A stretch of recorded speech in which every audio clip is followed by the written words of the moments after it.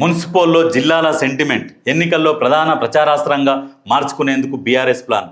జిల్లాలను రద్దు చేస్తారంటూ విస్తృత ప్రచారానికి కసరత్తు. అధికార పార్టీ లీడర్లు అరెస్ట్, జిల్లాలు రద్దు కావంటూ భరోసా. అయితే వాస్తవానికి ఇప్పుడు వీళ్ళు ప్రచారం ఏమని ప్రచారం చేస్తున్నారు? జిల్లాలు రద్దు చేస్తారట అన్నారు. సరే, జిల్లాలని ఏర్పాటైనాక మనకేం బెనిఫిట్ అయ్యింది అది కూడా ఆలోచన చేయాలి కదా మనం. సరే, ఇప్పుడు 33 జిల్లాలను పెట్టుకొని ఏం సాధించినాము, ఏం అభివృద్ధి సాధించినాము? ఇప్పుడు ఒక కుటుంబంలో మనము అప్పు తెచ్చుకుంటాం. సరే, ఉదాహరణకు చెప్తున్నా, ఒక కుటుంబం ఉన్నది. ఒక కుటుంబం 20 లక్షలు అప్పు తెచ్చుకొని ఉత్తగా కూర్చొని తింటే 20 లక్షలు అయిపోతాయి. కానీ ఆ తెచ్చిన 20 లక్షలని దేంటనన్నా పెట్టుబడి పెట్టి పని చేస్తే దాని మీద వచ్చే ఆదాయంతో కుటుంబం అంతా మంచిగా గడుస్తుంది. ఉత్తగా తెచ్చుకొని దగ్గర పెట్టుకొని ఉన్నదాంట్లో తినుకుంటూ పోతే ఏం లాభము? 33 జిల్లాల పరిస్థితి కూడా అంతే. జిల్లాలను ఏర్పాటు చేసిరు కానీ అది ఏం లాభం? దానివల్ల ప్రజల సొమ్ము నష్టపోతున్నారు. ఎందుకంటే భవనాలు అని చెప్పేసి ఈ భవనాలు ఆ భవనాలు దేనికి దానికి ప్రభుత్వ ఆఫీసులు ఓపెన్ చేసి ఆఫీసులకు రెంట్లు. ఇప్పుడు వాళ్ళ కలెక్టర్ అంటే ఒక్క కలెక్టర్ ఉత్తగానే తిరుగుతాడు. కలెక్టర్కు డ్రైవర్ కావాలి, బండ్లు ఉండాలి, ఆయన ఆఫీస్ మొత్తం పిఏలు కావాలి, రకరకాల ఖర్చులు ఉంటాయి. కోట్ల రూపాయలలోనే ఉంటుంది ప్రతి నెల. అదంతా ప్రజల మీద భారం పడుతుందన్న ఉద్దేశంతో చేస్తున్నారు. కానీ వాళ్ళు గతంలో ఏం చేశారు కాబట్టి దీని గురించి ఆలోచన చేస్తున్నారు.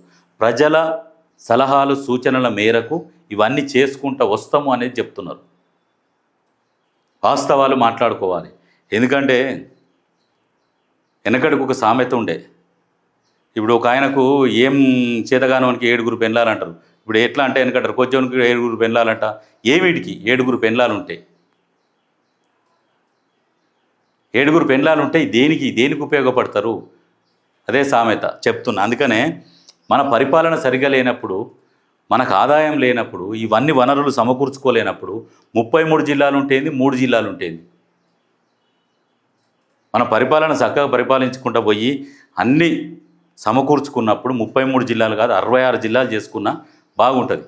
మనకు వచ్చే ఆదాయం లేకుండా ఉన్న వాటి మీద ట్యాక్సీలు వేసుకుంటా పెంచుకుంటా దాంట్లోకి వెళ్ళి తీద్దాం. లిక్కర్ మీద పెంచుదాం, పెట్రోల్ మీద పెంచుదాము.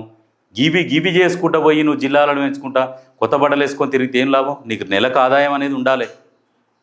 అవి లేకుండా 33 జిల్లాలు చేస్తే అవి చేస్తా అంటే కాంగ్రెస్ పార్టీ వాళ్ళు కూడా ప్రజలకు ఏం చేసిర్రు, ఏం చేస్తే బాగుంటుందనే నీట్గా తీసుకుపోగలిగే శక్తి ఉండాలి.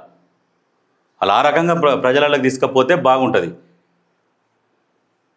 ఎంతసేపటికి కాంగ్రెస్ పార్టీలు ఎట్లా ఉంటుందంటే ఇక గెలవంగానే కథం, ఇక మేము గెలిచినాం అయిపోయి, ఇక మళ్ళీ తర్వాత 5 ఏళ్ళకి చూద్దాం ఏమవుతుంది మన పని మనం చేసుకుందాం. కానీ బీఆర్ఎస్లు అట్లా కాదు. గెలిచిన కాడి నుంచి వేట జల్లెడ పడుతుంటారు. ఏం దొరుకుతాయి, ఏ కంపెనీ ఉన్నది, ఆ కంపెనీ నెట్ట బెదిరియాలి, ఈ నెట్ట బెదిరియాలి. వాళ్ళేమో అక్కడ చుట్టుముట్టు కంపెనీలను బెదిరించేమో వాళ్ళు వసూలు చేసుకుంటారు.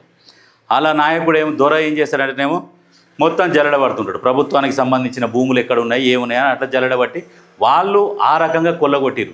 కాంగ్రెస్ పార్టీకి అదంతే ఉండదు. పొద్దుగాలు లేస్తారు, తిరుగుతుంటారు, అక్కడక్కడ చూస్తారు ఏమేమి ఉన్నాయి, ఇది గిట్లుందా, గది గట్లుందా, రైట్, మళ్ళీ 5 ఏళ్ళకి కదా సుద్దాంతి తీయడానికి వస్తే చిన్న పనులు చేసుకోపోరి, అంతే ఉంటుంది.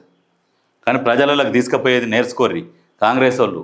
మీ ముఖ్యమంత్రి రేవంత్ రెడ్డి గారు మంచి ముఖ్యమంత్రి దొరికిండు మీ అదృష్టానికి. నిత్యం ప్రజలలో ఉంటుండు. ఇటువంటి పథకాలు ప్రవేశపెడుతున్నప్పుడు అవి ప్రజలలో తీసుకుపోయే శక్తి మీకుంటే ఇంకో 20 ఏళ్ళు మీదే అధికారం.